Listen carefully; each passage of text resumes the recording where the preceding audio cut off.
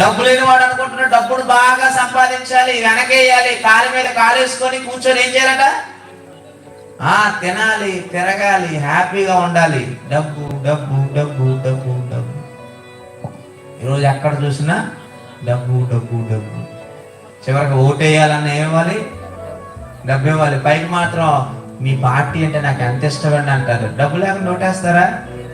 Voter. వాళ్ళకి తెలుసు ప్రతిదీ డబ్బుతోనే డబ్బుతోనే డబ్బుతోనే ముడిపడింది అనుకున్నారు. కానీ డబ్బు కూడబెట్టుకుంటున్నారు, డబ్బును పెంచుకుంటున్నారు, బ్యాంకులో బ్యాలెన్స్ పెంచుకుంటున్నప్పుడు ఆనందపడిపోతూ ఉన్నారు. చూడండి, డబ్బులు పెరుగుతున్నాయంటే మనిషి మొక్కలు ఏం మొదలవుతుంది?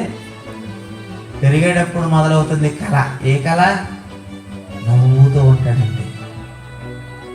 మన జేబులో 10,000 ఉన్నాయనుకోండి, మనం ఎలా ఉంటుంది? మన ముఖం చిరునవ్వు కదండి. అదే 10,000 పోయినాయి అనుకోండి, మన ముఖం ఎలా ఉంటుంది? చిరునవ్వుతో ఉంటావా? ఏడుస్తూ దిగాలుగా ఉంటావా? జీతం పడిన రోజు నవ్వుతూ ఉంటాడు, మళ్ళీ వచ్చే జీతం వరకు ఏడుస్తూ ఉంటాడు. అంతేనా? ఎందుకని మొదటి రోజు అన్ని లెక్కలో తీర్చేస్తాడు కదా.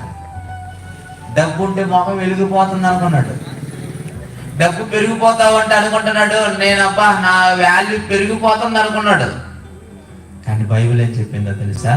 కీర్తనల గ్రంథము 62వ అధ్యాయము 10వ వచనం చూడండి. బలత్కారమందు నమ్మక ఎంచుకుని దోచుకున్నటి చేత గర్వపడకుడి. చూడండి, ఆ మాట అండర్లైన్ చేయండి. ధనము హెచ్చినను దాన్ని ఏం చేయమన్నాడు? అయితే దానిని మీరు లక్ష్య పెట్టకండి. లక్ష్య పెడితే ఏం జరుగుతుంది? ధనాన్ని లక్ష్య పెడితే ఏం జరుగుతుంది? నీ మనస్సు నీ ఆధీనంలో ఉండదు.